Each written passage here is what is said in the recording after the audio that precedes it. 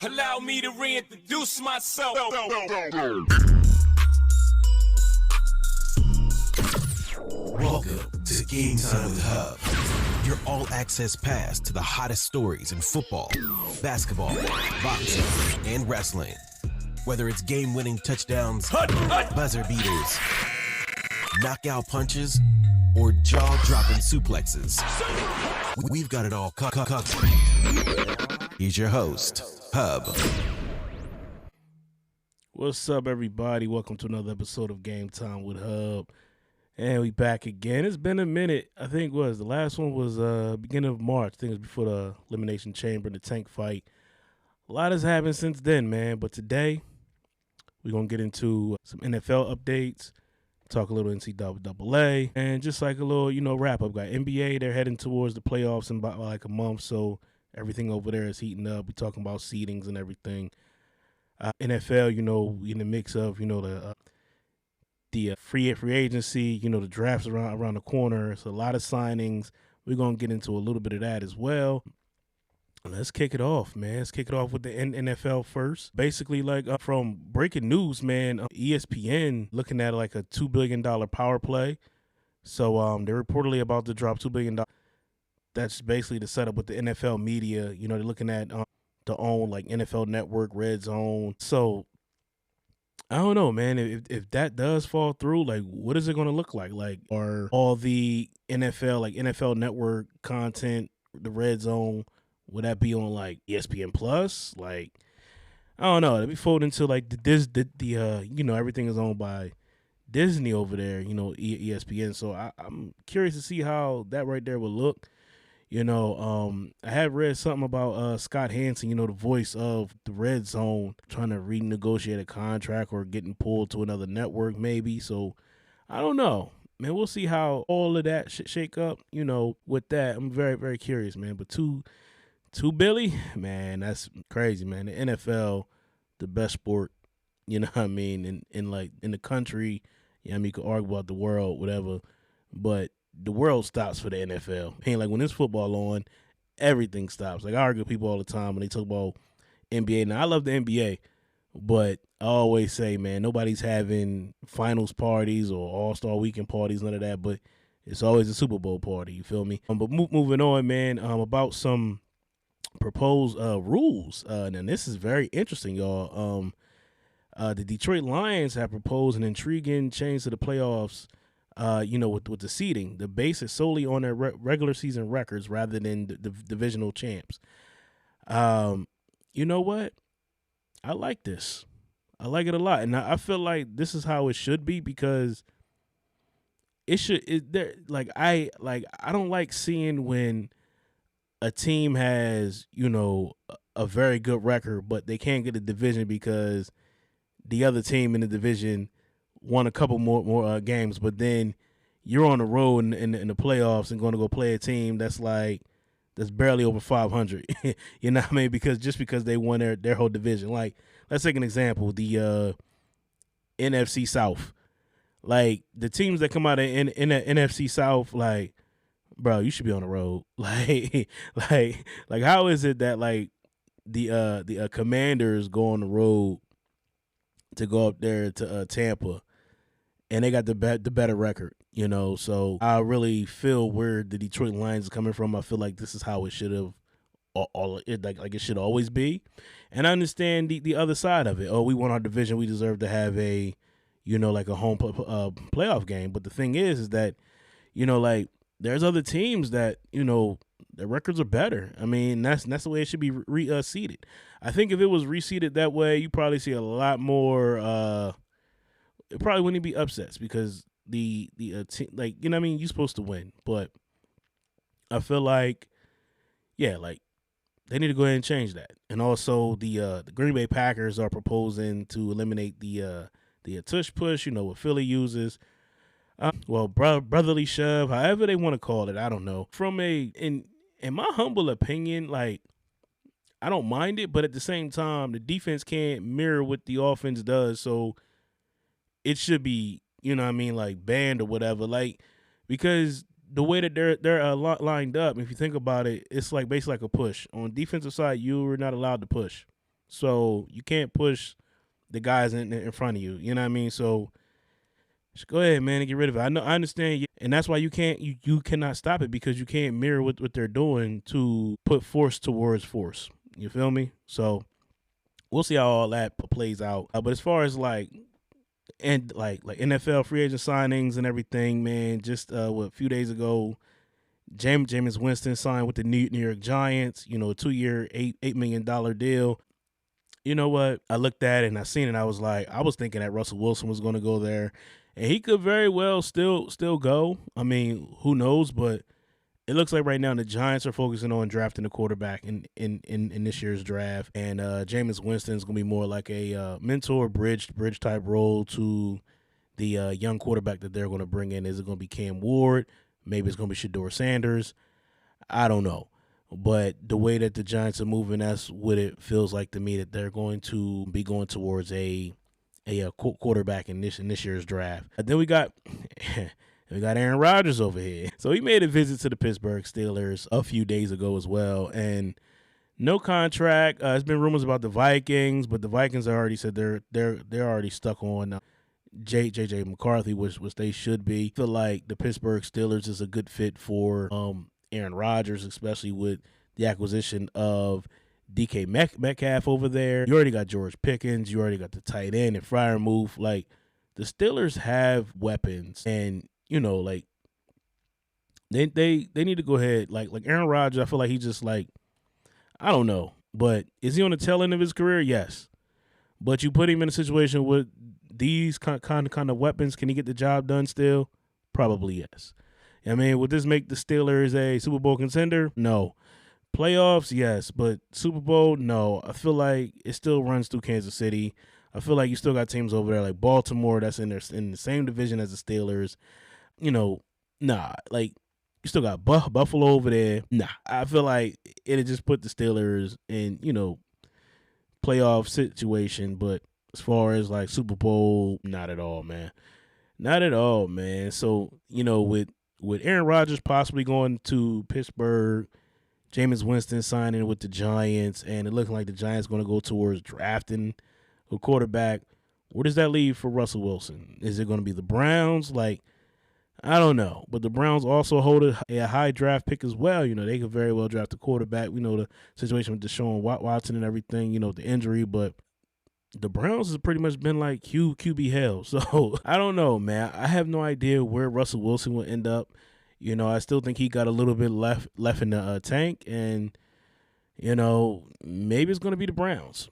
Man, look, I don't know. It could be very well could be Tennessee as well. Man, like, who knows, man. Another signings, you got Zach Pascal. He signed with the Giants, so it's a good compliment to Sabres. I mean neighbors over there. So.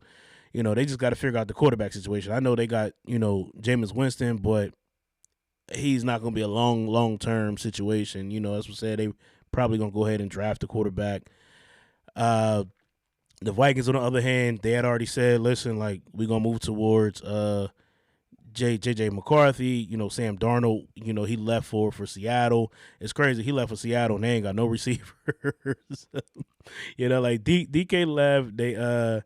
They released Tyler Lockett, but the Vikings are looking at grabbing Ryan Tannehill to be a backup to JJ McCarthy. It's time, man. We know JJ, he got hurt last year, but as far as Sam Darnold going to Seattle, I mean, go get your money, but I don't feel like it's going to be a big deal up in Seattle, man. They look like they in the whole thing of rebuilding, but so.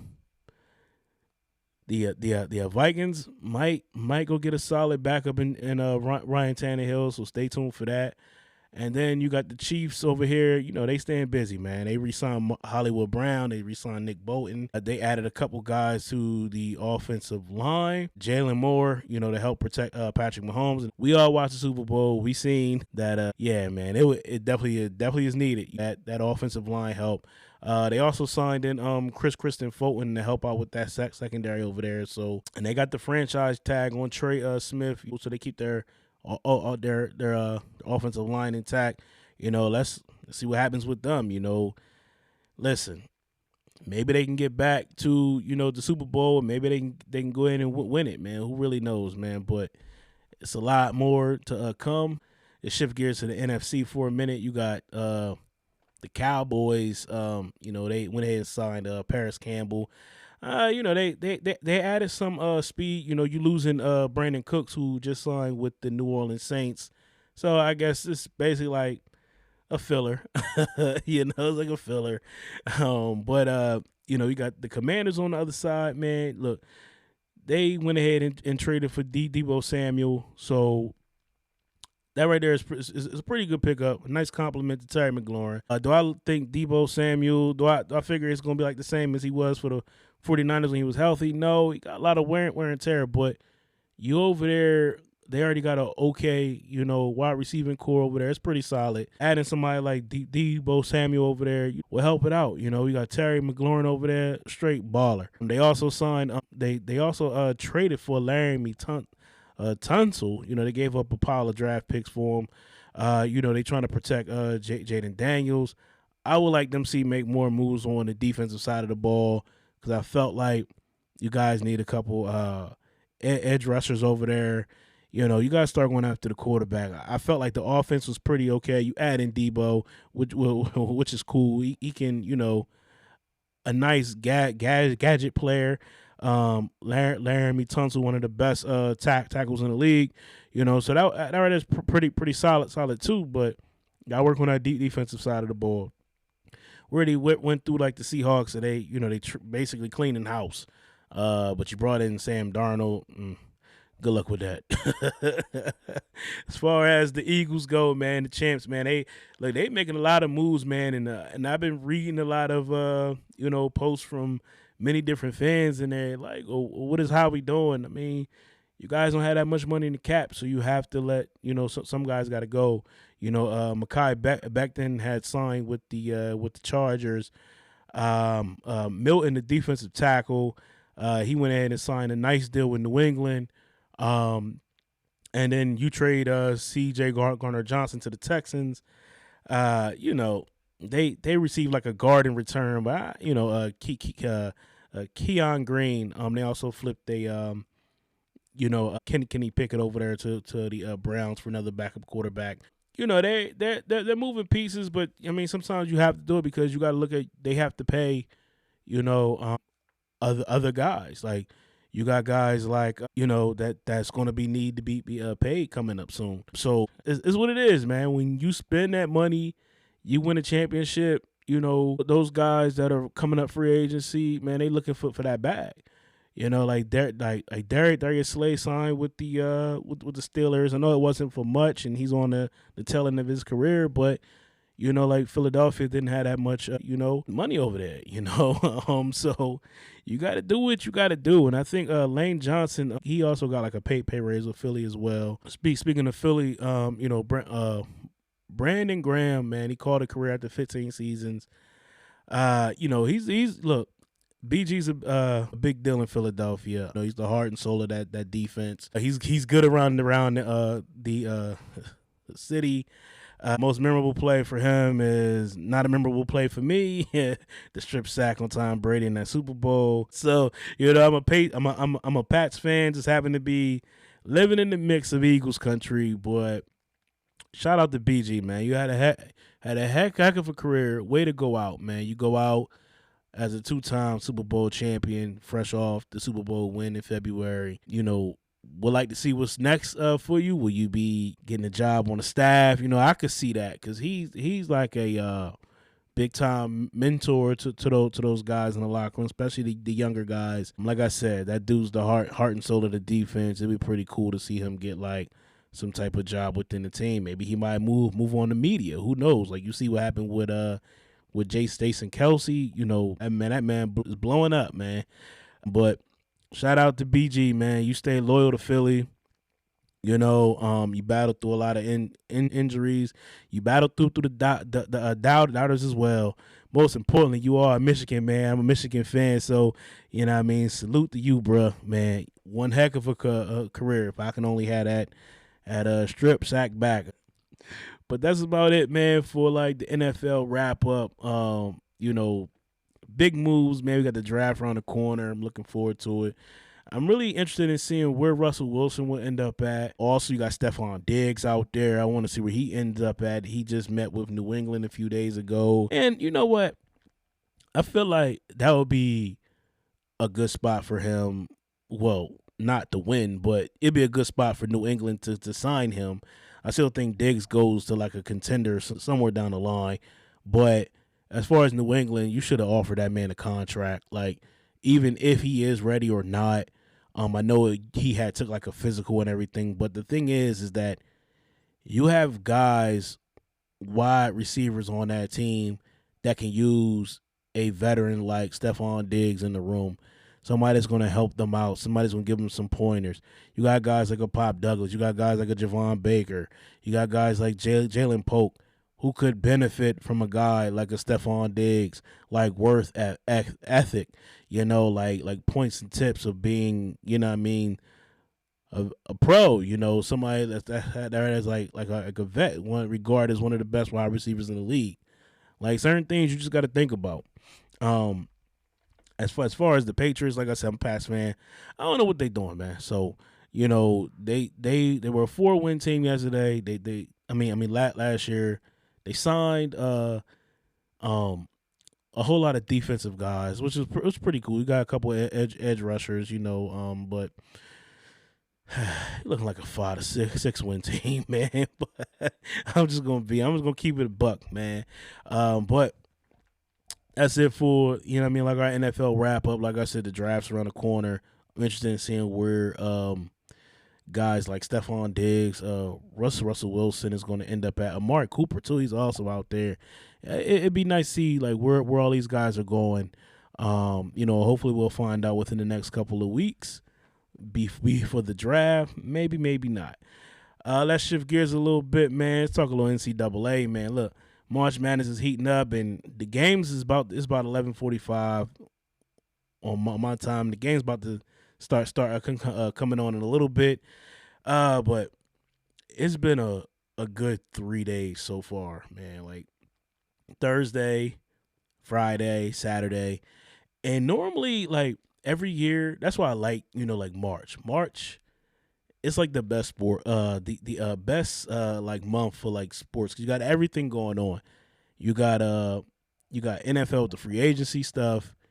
You got the NBA loading up for the playoffs. You got NCAA with March Madness. You have baseball is getting ready to start. They already have their opening day soon. I think the Phillies on the 31st.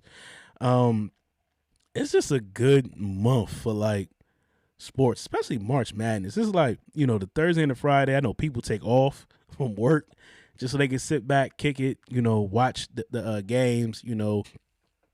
It's a good time, man. But most notably from March Madness, man, like yesterday's games, man, Arkansas sent St. John's packing. They came as a 10 seed and smacked around the second seed. St. John's 75-66. Maybe nobody saw that coming. I mean, I look. I don't even do the brackets no more because my things be getting wrecked in the first day. But but if I did, I probably would have had like St. John's over, Arkansas, Arkansas moving on to the Sweet 16. They'll face number 3 Texas Tech. So I know Arkansas fans going a little crazy right now. Hey, a little bit of Cinderella type deal. They're a 10 seed. Let's see what happens. Also, BYU edged out Wisconsin in the Thriller. First and foremost, speaking on that, shout out to John, assistant coach for BYU. Chester, PA, stand up. Let's go. Hey, listen. Well, BYU offense is a little scary right now. So they got the win over the Badgers, 91-89. They're looking pretty good, man. So they're moving on too. I think they'll play. Was it Friday coming up? No, they'll play on Thursday coming up. And then you got look. Auburn took care of business against Creighton, 82-70. A nice, clean, solid win. They got my Wolverines next, who knocked out Texas A&M last night, 91-71. Ah, man, that's gonna be a good game, man. I'm looking forward to that. Um, I just hope we can pull it out, man. But I don't know, man. Auburn's tough, man. Look, they're a top dog in the region for a reason, man. So, I'm looking forward to that game. It's gonna be a good game, man. If Michigan bench can come up, yeah, it should be a solid game, man. And also you got Houston survived the scare from Gonzaga yesterday. That was another good game too, man. 81 to 776. Cryer went off, man. He dropped 30 on them boys, man. Listen, he matched his career high. Houston's been to the Sweet 16 six straight times now. Next up, they got Purdue. And speaking of Purdue, they kept rolling, man. They took care of business against McNeese. Listen, 76-62. Look, just straight up Big Ten basketball they were playing yesterday. Shout out to McNeese too, because they started off trying to be like a little Cinderella, and then the lights got cut out last night, man. So, hey, listen, it's March Madness on the men's side is pretty good. The heavyweights duking it out now. So, hey, listen, it's March Madness. It's one of the best times of the year. Speaking of March Madness, we gotta talk about the girls too, because the women be hooping, man. Look, the women be really hooping, man. You know what? UConn blew out they blew out Arkansas State, man. Listen. Then they beat them by what, like 669 or something like that. It was wild, man. Yeah. UConn looking real scary right now, y'all. I don't know, like I was rolling with USC, but I'm like, but also you can't forget about the offending champs over there in South Carolina. But UConn looking, they looking scary, man. So they beat the brakes off that team. God, and the same thing with LSU. So LSU beat on San Diego State 103-48. Flaw J back, fresh off injury. She dropped 22 on them. Listen, she did her thing yesterday, man. She was looking at the camera, I'm back. You know what I mean? Listen, I love it, man. Look, I think Notre Dame playing today. I'm gonna catch that at 1:00. But moving on, man. South Dakota State, a 10 seed, man. They said nah to Oklahoma State. Pulled off a huge comeback win, 74-68. Brooklyn Meyer was hooping, man. That's what I said. Listen. She had 19 points, 8 boards. They're gonna be heading over there to the next round. But like I said, man, like me personally, I like the women's a little bit better than with the men's. Cause it seem like they just be like both of them play hard. Don't get me wrong, man. Both play hard, but it's just like, like the women's bring like extra energy, man. It's like, like you could tune in. Like I'm gonna have like the computer set up, have my TV set up. I'm watching everything. You know what I mean? So with the shocker with South Dakota State, they'll be moving on. And USC, man, I watched that game yesterday. Their defense is different. Juju Watkins led the way with 22 points. She got a little banged up in the game, but looked like she gonna be all right. They took down UNC Greensboro 71-25. So listen, their defense is suffocating. That's what I'm saying. Like it's so many great teams over here for the women's side. It's like I don't know who's gonna win. You still got Notre Dame over here. You got USC. You got South Carolina. You got UConn. Like, hey man, listen. You got LSU over here. It's just listen. Women's be hooping, man. They really be hooping, bro. They really be hooping. Speaking of women's hoops, man, listen. The Unrivaled League finished up on Sunday. Now, if you haven't watched none of the Unrivaled League, I would suggest that you start to tap in for next season. You know what? I'm just mad that I caught on late. Like, it was coming on TV, and I was just, like, doing other things I ain't never sit down and watch. I started paying attention to it when it got towards when they were doing the one-on-ones, which was won by Nafisia Collier. When they started doing the one-on-ones, that's when I started getting hooked, and I was like, yo, they out here hooping. Like they really playing. Like, this this is what it is. So I'm hooked in. I was watching the one-on-one tournament, and then I watched the rest of the season, and then into the playoffs, and it was just like, yo, it was just good TV. Everything about it, man. You know, the league was started by Brianna Stewart and Nafisa You know, it's a good league, man. It's you know, it was put in place so the players wouldn't have to go overseas to go play basketball during the off season to make some extra money. Salary over here is $100K for like the season, which for women's sports is very huge, man. They got sponsorships, man. They got the TV deal with TNT. I was on their Instagram page earlier, just looking at the numbers, and they put up by the numbers. It's a post they got. They have like a 6-year broadcast deal with TNT Sports, which is huge. You know, it's going to give this league some time to grow and expand. You know, they reached 11.9 million viewers during the regular season and the playoffs.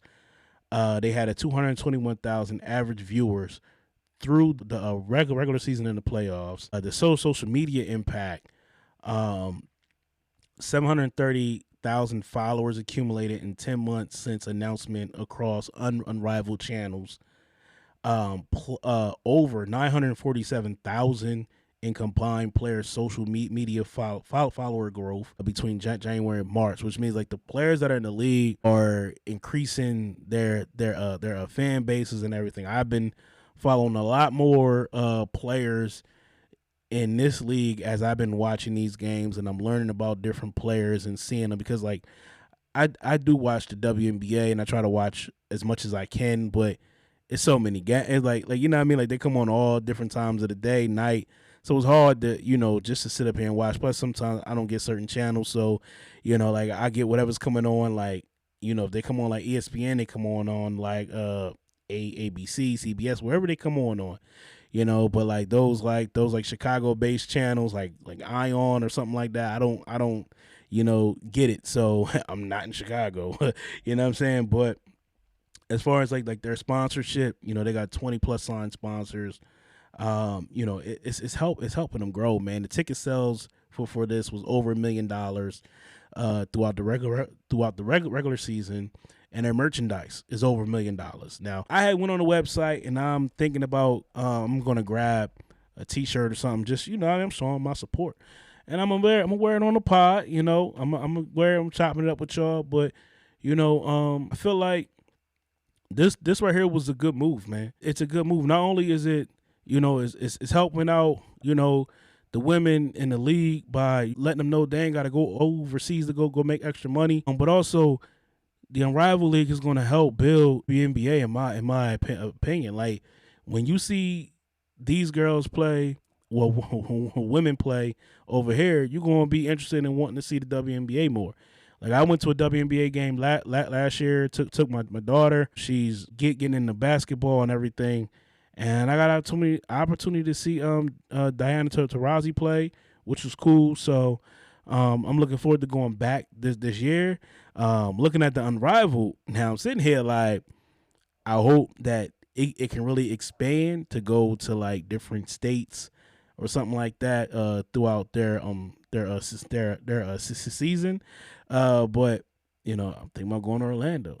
You know what I mean? To go check it out.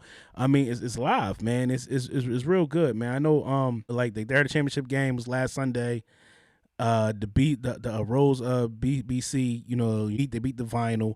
Chelsea Gray, man, listen, man, she's been phenomenal this entire run for the Rose. She had dropped 18 in the championship. She got MVP honors in there. But, you know, the buckets, man, like the handles, like, yo, she be cooking, bro. Like I'm sitting there rooting for them, and I'm like, you know what I mean? I'm sitting here trying to be, you know, but you know what I mean, try not to be biased, but I'm rooting for her because I'm like, yo, you've been hooping this whole time. So I hope like next year that they get more women involved. I love to see like Aja Wilson in there, you know. Get Caitlin Clark. Hey, I would love to see this thing blow up, man, and really expand. And women's basketball is top tier, man. And I know some folks that be hating, man. Listen, let the haters hate, man. Look, sit down, watch for yourself and judge. Have people that's out here hating, they don't even watch, bruh. So, the league MVP for the Unrivaled was Nafisia Collier. The defensive MVP, it was Angel Reese, who played for the Rose. She ended up getting hurt and she couldn't play in the final two games in the playoffs for the Rose. And your MVP of the playoffs, finals, and all that was Chelsea Gray. She was straight hooping, man. Like, shout out to them. Like, Unrivaled isn't just a league, man. It's a movement. They're changing the game for women's basketball, and honestly, they're showing the blueprint of how to build a player-first league. My thing is, if you're not tapped in yet, go ahead, man. Tap in. Trust me. I'm telling you. The league is crazy. I'm quite sure you can go on YouTube and you can see like clips. Probably can stream the some of those games they had. You go to their Instagram channel. You can see all that stuff. Check them out, man. Check them out. Shifting gears a little bit. Talk a little WWE. Oh man, so, yeah. Like the last time we spoke, what was it? Right before Elimination Chamber, and I know the wrestling world is a little I guess a little upside down. I don't know, maybe. But I kind of predicted what was going to happen, man. But I was off by when it was going to happen. I said that John Cena was going to win the Chamber, and I also said that John Cena was going to turn. But I wasn't expecting it to be at the Chamber though. That right there was pretty cool, man. You got Hill John Cena. And if you watch Monday Night Raw, this past Monday, when he addressed the fans, he was right. I mean, you didn't like him, like all the let's go Cena suck stuff. Hey man, he was up there and he was being absolutely 100% right. And understand. Listen, like when he first came out, you didn't like him, so he changed it up and he went to Dr. Thugonomics. And then when he became, the whole machine, which is John Cena, winning all the titles and all that, you didn't like that as well.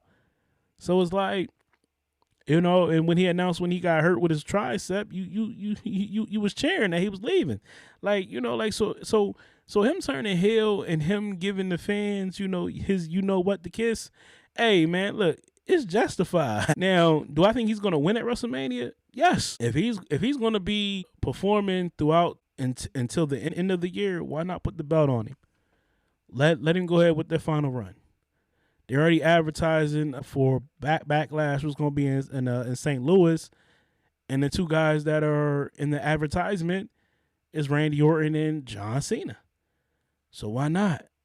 Have John Cena beat Cody Rhodes. Cody Rhodes go off and he gets his break because he's been carrying it for about a year.